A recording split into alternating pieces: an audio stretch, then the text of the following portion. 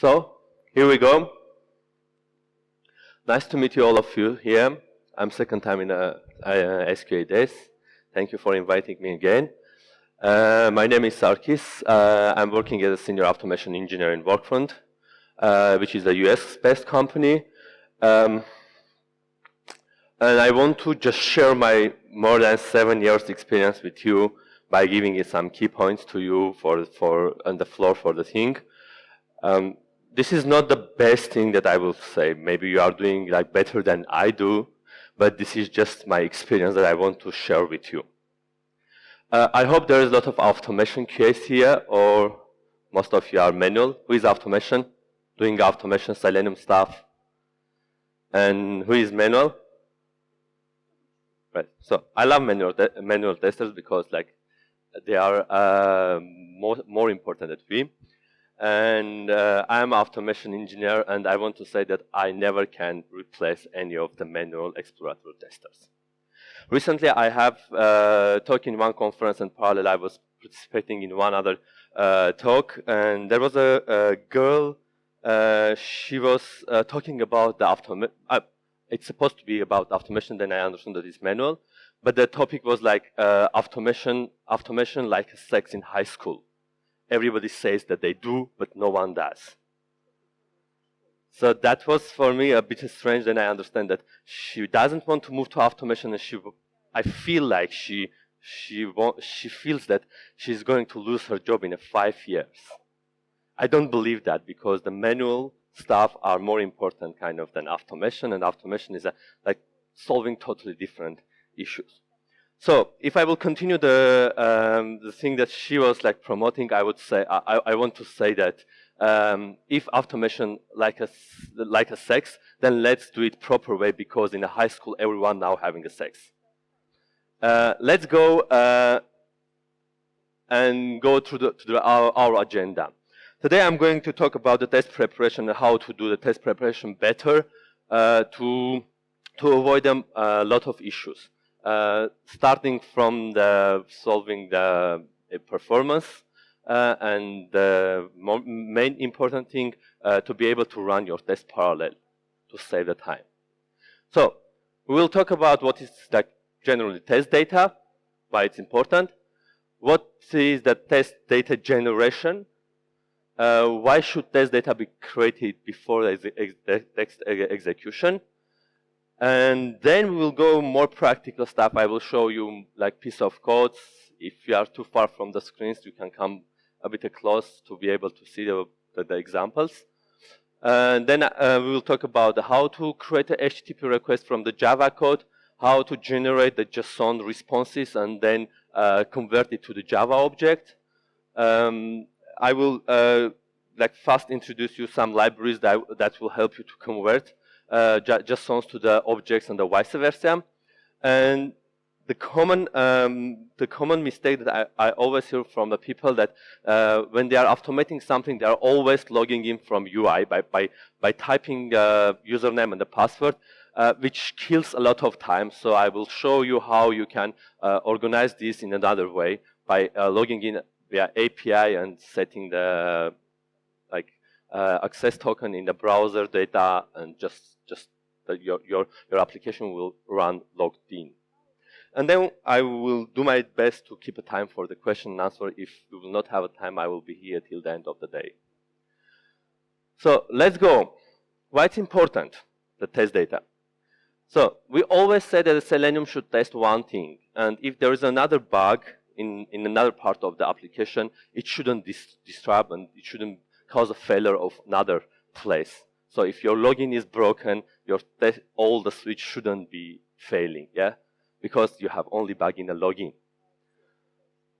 Every test should be independent. This will solve the mainly issue for the running in parallel. And the parallel running is the most common way to save a time. Make test faster and as useful as it is. Every test should create and clean data before and after the test run. This will keep the database clean and keep the application fast. We should not do the same action from UI several times. So if we check one page, home page, we should never open home page, then start to navigate for the other pages. Okay?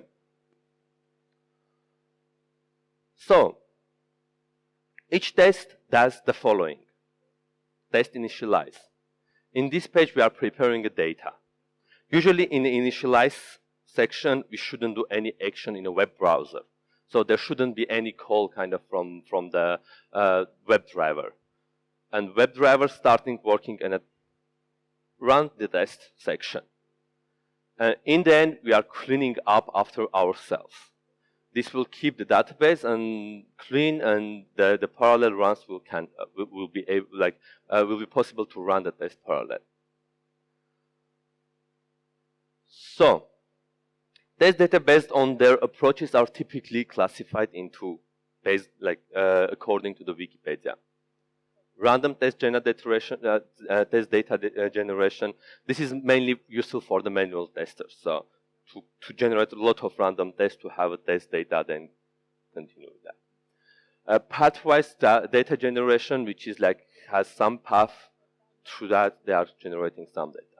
Then we are going to talk goal-oriented test data generation, which means that we have a specific goal to create specific amount of the data before running the test. And there is the new trendy one, intelligent test data generation, which is mostly for machine learning, and this is too trendy. But today mainly we will talk about the goal-oriented generation. So, what actually happening when we are running the test?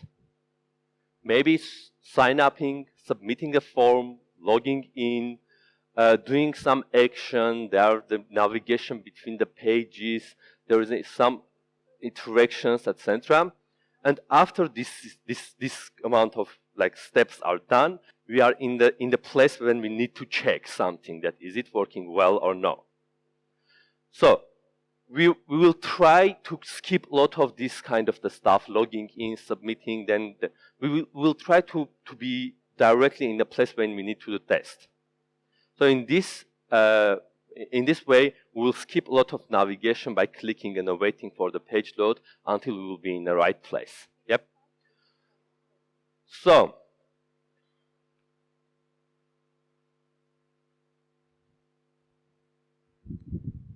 okay.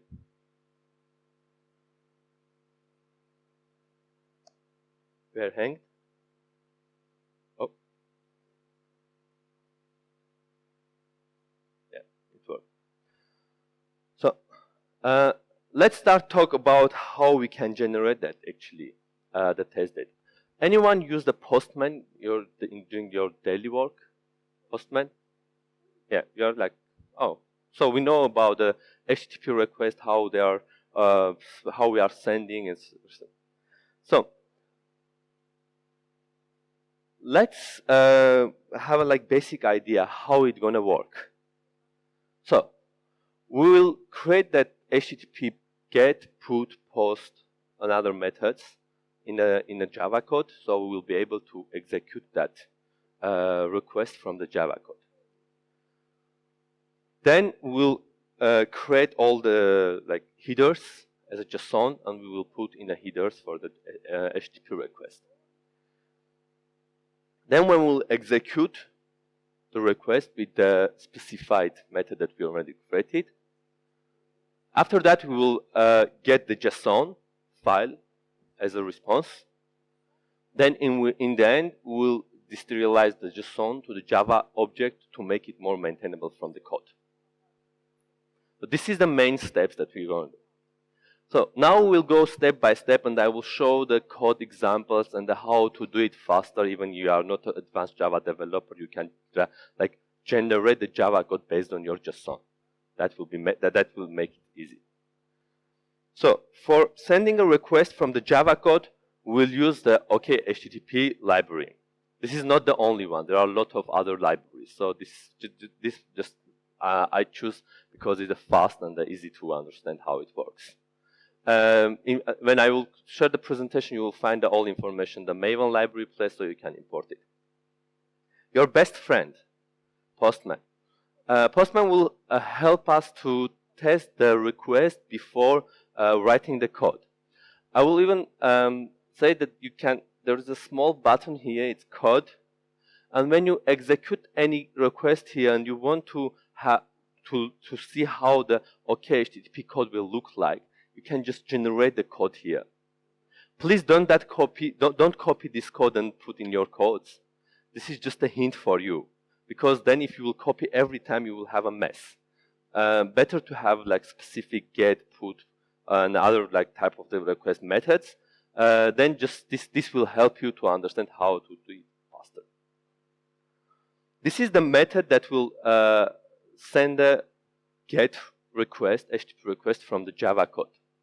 Basically, what we do here, we are generating the access token, so to be able to have access to the application.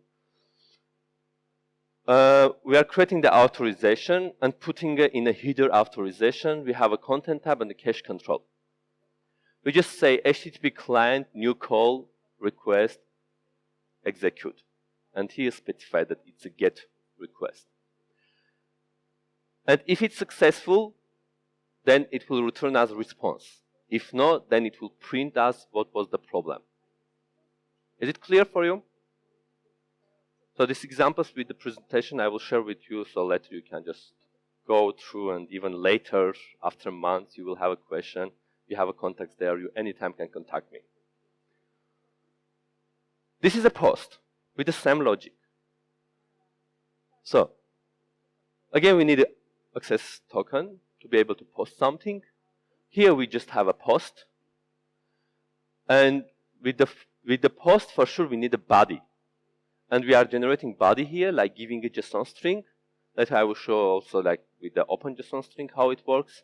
And then again, with the same way, we are doing a new call and execute.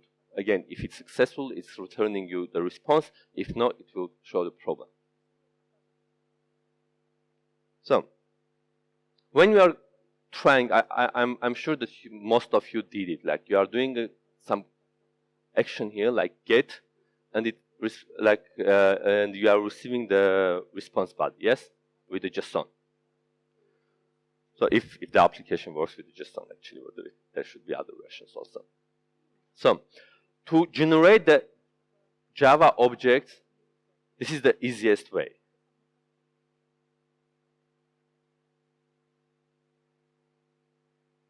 This is that video will show how to do. When you're sending a request, you will get the response. Just select the response.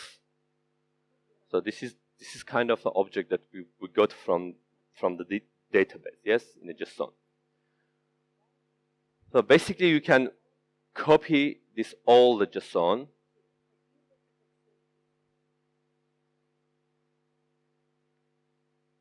Our computer is a little bit slow.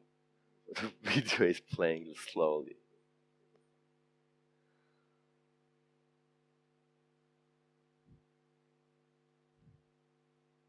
It's hanged now.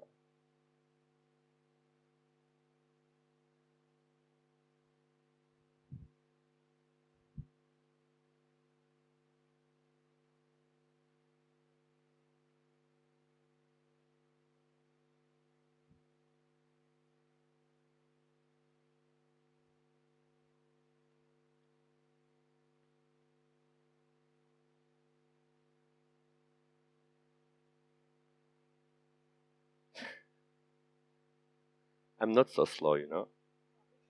Believe me, it's computer.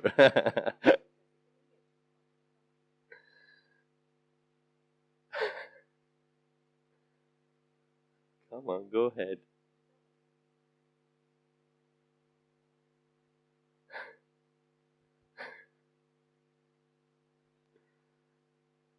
It was like 30-second video here. Okay, let's do it manually, it's faster. So there's a JSON schema to Pojo. This is a website. I will send you, you'll have it. You can just post your JSON here. Just mention your package and the class name, and just generate the class, the Java code. It will look like, so for example, this is the task. So you can generate it. It will show the Java code in the window. Then you just copy the Java code with all the fields and the getters and the setters. Okay. Then you copy it to your code, and you have a task Java object. This is the class that, based on this class, later we will serialize and deserialize JSON objects. To have a Java object, then it will be really easy to set name, set description, delete description, or do something else. Well, so for the converting the Java object to the JSON and the vice versa, in this presentation I'm using a JSON library. This is not the only one. Again, there is a JSON library which is from the Google, which is like working like lighter, so it's easy to use. But this one, the most advanced one, so you can do a lot of stuff with your JSONs. So there is a two version that I will talk about. Convert the Java object to JSON, and then convert JSON to the Java object. Because before we are sending the request, we need to convert the Java object to the JSON, and when we are getting the response with the JSON, we need to convert the Java object to play with it in the test. So it's really easy. For the JSON, you are just creating one mapper, and you have the task. You're just saying mapper write value as a string, and giving the object that it needs to be converted, and that's all. You have a JSON. Isn't it easy? It's just a one line. Later, when we getting a response from the HTTP request, it's giving us this kind of, this is like simple one, but this kind of JSON. So again, with the mapper, we say read value. We say that this is the JSON and this is the object. Just map the fields. And it will map and will give you task that has a description with and a status. Again, it should be like the easiest one. So when you want to retrieve the object from the database, for example, to get the task with all its stuff, and we have a task ID and we have a user that has access to that task. We are logging with the user. We are creating the URL with the ID, and then we are doing a GET request from. Then we have a JSON object, which what we are getting from the response, and then we are saying read values, this JSON string, and convert it to task, and it will return as a task. If there is a problem, it will print the error, and if there is no task, it will return you null. So in this way, you will have a Java object with the all getter and the setters and the all data that you have in the database. Later, you can edit the description, post the request, and then check in your test that in UI that it was changed.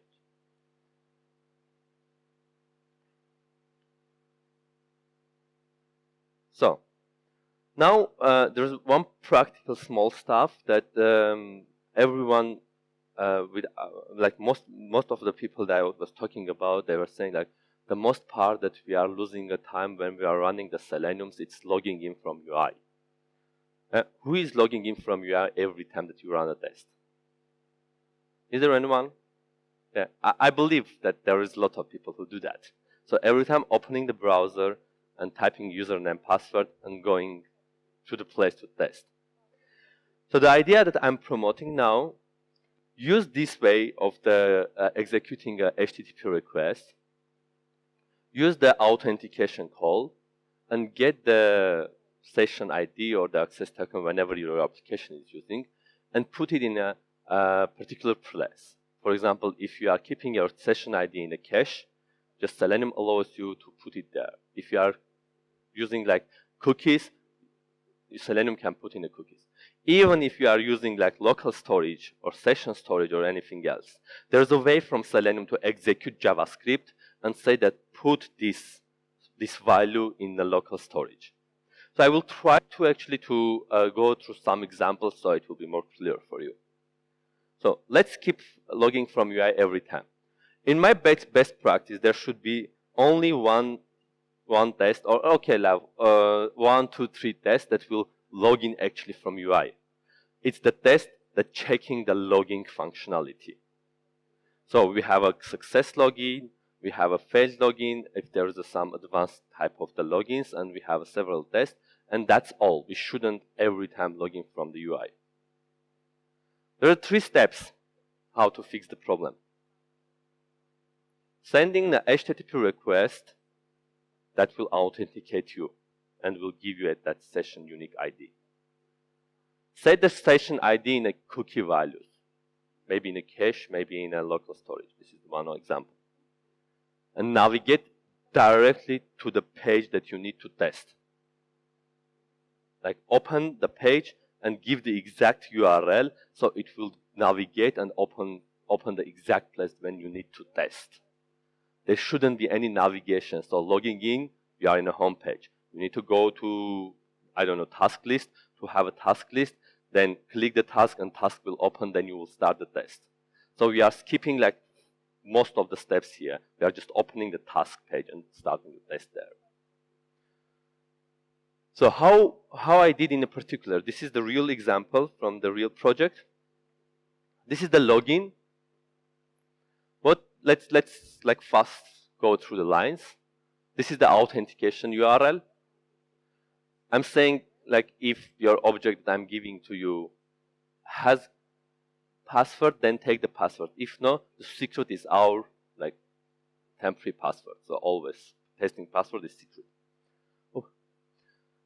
Then we are creating a map where we have a username, password, and the type.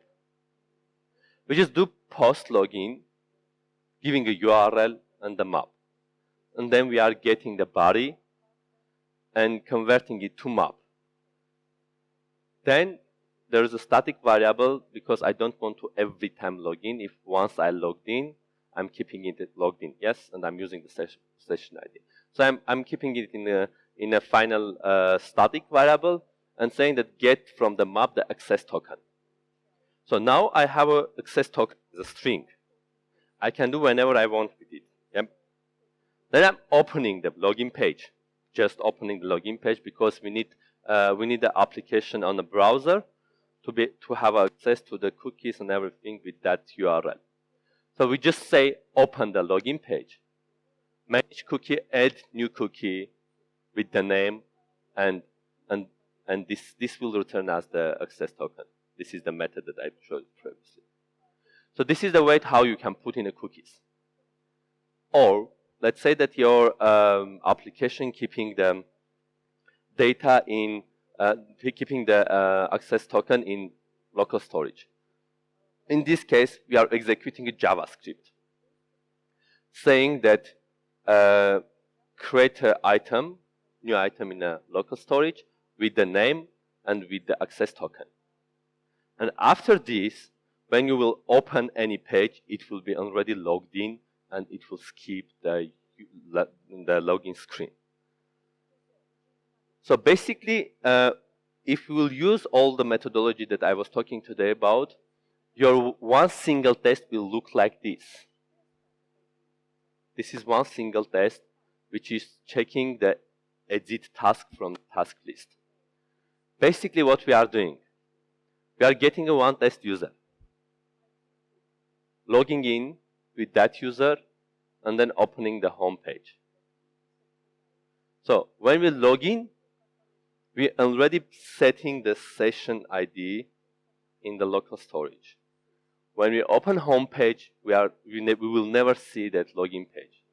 So we will not type anything. We will login page, setting the cookie, and then opening the home page. Then in the test, what we do?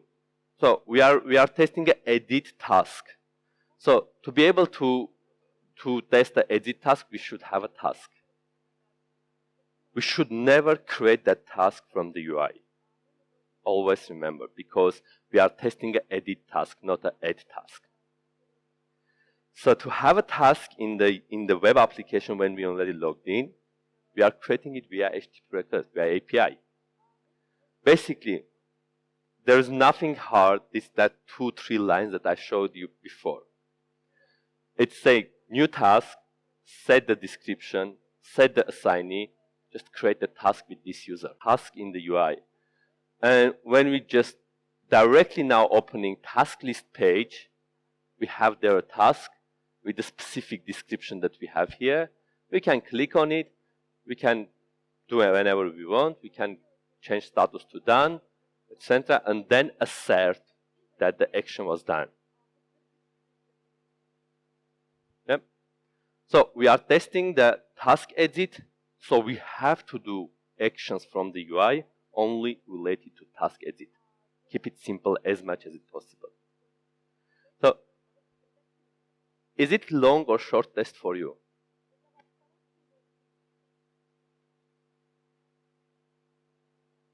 Do you have a longer test? Like that doing, editing the test, then trying to do more time edit and then deleting and see that it is deleted? Actually, it shouldn't be the case. That's not the best practice. There was a time at in Selenium official conference in India, I was giving some tips about the best practice, and I was saying that your test should be short. No, I'm not saying it should be 10 lines, 20 lines. It should be short. When I'm saying it's short, it should check one logic. We shouldn't test the edit and the delete together. And one of the guys from the audience like asking me a question. What does it mean short? I said short for me it means that it should check one logic. No. Say me how many lines is the short. There is no specific lines. It depends on your application functionality, etc. And he was like insisting me, no, I need a number. I want to like average number. I said, okay, it should be maximum like 40, 60 lines. That should be the maximum. He said, no way. I said, why? In my company, the best practice is 2,000 lines. I said, okay. What happens if it fails in 300 lines? We run it again. How many times? Until it will pass. Like it could take forever, you know. And then Simon, the creator of the WebDriver, we're talking together. I said, like, do you know that someone using your WebDriver to creating a Selenium test with the 2,000 lines? He said, no way, I don't believe that. I said, I will introduce you a guy who do that. So, short test means that we should test one logic. Sometimes you can put like small stuff because like you don't want to waste the time to check like, is there a text or no? So like non-important stuff in the end of the test, still fine. When we say the best practice, we should never like do like everything in the best practice because we will fail. Sometimes we need like workarounds to make our life easier, yes? So to see how this test actually works, I hope that this is also like short video and it will not kill our time. When I'm running the test, oh, this is still faster. It's opening the login page, but it will not type a login and a password. Now we are executing and then opening directly the tasks list. Yeah, here is the test that we created, task that we created. So we are playing with it, we are editing it, making it done, and checking that it's already done. You never saw me typing, or you never saw the home page that always redirects from the login. And the test is passed. So it's fast, it's reliable, and it will fail only when the editing functionality is failed. Okay, there will be like exceptions, like, I don't know, API was changed, so, but anyway. Oh. Don't want to get. So there is one, like as addition to the talk, like I created some game that I want to play with you. So there will be best or bad practice. So we will together understand, is it best or bad, and then we'll check. So let's go. Use page objects pattern. Is it good thing or bad? It's good. XPath is the best selector to use when you are writing the Selenium. it's generally bad practice, but there's a preferable path. First, if you have ID, you use the ID. You have a name, you use the name. Don't you have this both? You have a CSS, you are using the CSS. If no, then use the XPath. In my personal experience, I will never use the XPath. So now it's XPath still, they improve a lot of stuff and it's worked well. But before we were not able to run the test on a IE. And the XPath were making a slowish test, like 10 times more slowly than in that was Chrome. So we changed the XPath and it worked well. So now we don't have that problem actually, but still like traditionally we are coming with this idea. The XPath is the last. But maybe tomorrow or later we'll say that let's use the XPath is the best one. I don't like XPath because if there is a structure change, you have to update a lot of stuff. So in that case, we will not have this issue. Automate CAPTCHAs. Who had ever tried to automate CAPTCHA? No. We never should try to automate even CAPTCHA. Or we should have a mock CAPTCHA for the testing reasons and always have the same. Or we should disable the functionality for a particular test. Create a specific application user per test. So is it good to have every time new test for the single test? Or for the three of the for the 3 tests, create one user? Yes, it will make independent from others. So we need to run the parallel, yes? Is it good to retry the failures? Failed, let's retry it. Actually, it's not. But if we'll think a bit longer and understand how it can help us and make our life easier, it can be true. Because everyone uses it. This is one of the cases that I'm always saying the best doesn't mean that we must. So if it's making our life easier and it's cheaper, let's do that instead of wasting a lot of time. Gmail and the Facebook logins. So a lot of application working with the sign up with the Gmail or sign up with the Facebook. How you would automate that one? It's going to the live, yes, when you are sign upping with a real user in the Facebook. It's a bad experience, but a lot of people do. But what you need to do, first of all, this is against their privacy settings. So if you will sometimes read the terms and the conditions, you will find out something like that there. But both of them are offering you an API that will log in, mock login, which is not a production user, and will give you the same responses from the API that you need. So just explore. There is a mock API that you can use in these cases if your application working with a live application sign up like a Facebook or something. Performance testing using the WebDriver, is it good or bad? If I say bad, it doesn't mean that you can't. You actually cannot have some performance testing. But let's think about it. WebDriver wasn't created for that kind of the test, performance testing. So no one will give you guarantee that it's working well. So let's use the WebDriver on the purpose. Just automate your UI and that's all. Make tests independent from each other. Is the best. So then we'll be able to run parallel. Avoid thread slips and prefer wait or fluent wait. Avoid use. So we shouldn't use a slip. Never. We should use only wait or fluent wait for that. Explicit wait or fluent wait. And that's all from my side today. Any questions? Yes?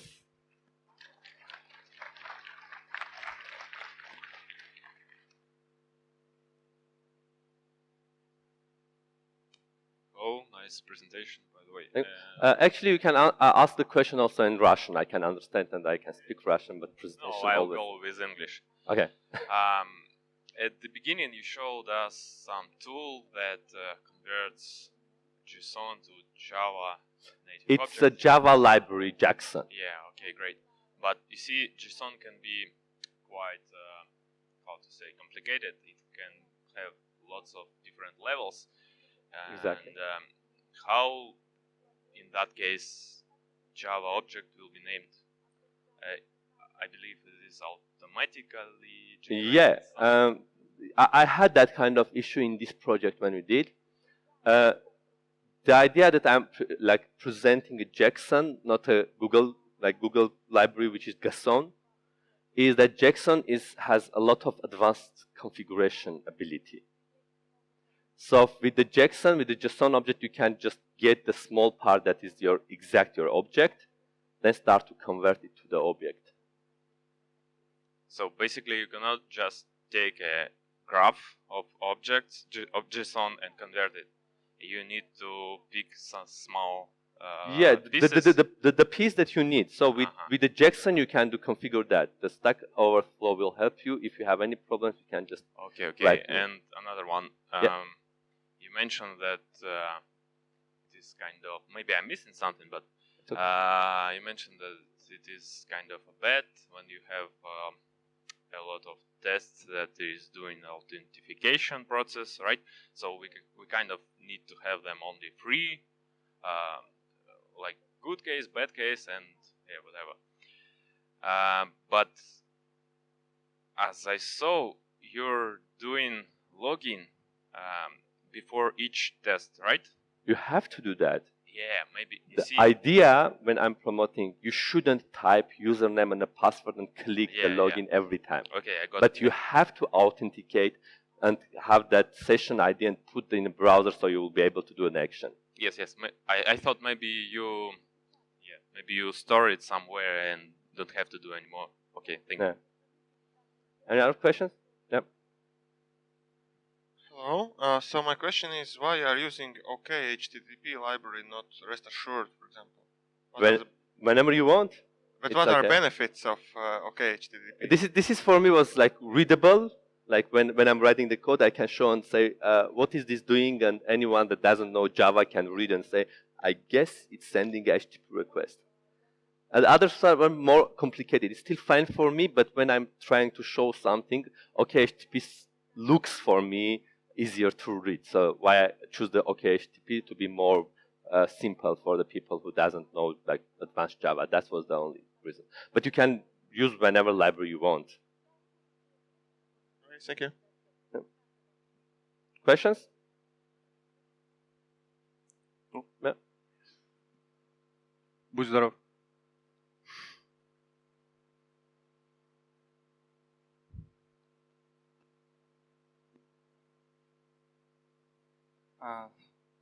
Thank you, Sergis. My name is Dmitry. One little question. Why do you think CSS is better than XPath? I guess it's the same. Yeah. Again, I want to say that maybe now when they fixed a lot of issues, and recently I read the articles from the WebDriver creators, committers, that they did everything to have the performance the same as the XPath with the others. So this is not hard-coded. I'm not saying that this is the only way. So XPath now works as other selectors. But before, when I was like writing, we were having like 4,000 Selenium tests like 6 years ago. And we had to support Internet Explorer 8, 9, and something like the awful stuff. And when we were running in the cloud the test, in the Chrome and the Firefox, it was running like 1 hour, 20 minutes. In Internet Explorer, it was running 4 hours. And it's money in the Amazon service they are running. So typically, we can say that we don't care, it's company money, you know. Anyway, it's not coming to us, but to make it optimal, our role in a company to automate it in an optimal way, to save also money. So why we change all the XPath to the class selectors IDs or names? But again, this is not the only true version. So if you don't need to support Internet Explorer, for example, 9 or something like old versions, Maybe it worked for you. Another point for me, it's when you use an XPath and UI developer decided to change something in the UI, and there is a new table and the shift one, how many selectors you need to change to make them pass. But when you have a unique ID or unique name, you shouldn't change anything. Your existing test in that page will pass still. So this is also making a maintainable code. But I know the cases that I also decided to suggest someone to use the XPath because the UI was just a table without any unique stuff. Like name and some just like Excel table, it was in UI. I said, in this case, if you are not automating on an Internet Explorer, just use the XPath and have a table facade and use everything there. So I'm not refusing anything. I'm just sharing my experience. As I say in the beginning, it's not the only correct version that I'm talking about. It's just my experience that I want to share with you to not repeat the same. Thank you. I understand. Welcome. We have dynamically generated CSS. It was not very useful. There was a project that I forced developers to have a unique IDs. Sorry? I forced developers to go through the application where I need to write the test and put the unique IDs. So I was able to push that, but it will not work in every company, I know. Thank you. Welcome. Any other questions? К сожалению, у нас время закончилось. Сможете задать потом отдельно. Все, давайте поблагодарим гостя. There's also my contacts in the Twitter, LinkedIn, and the email. If you want to ask the question or keep in touch, feel free. I will share the presentation also in the website of the conference. Thank you very much for coming.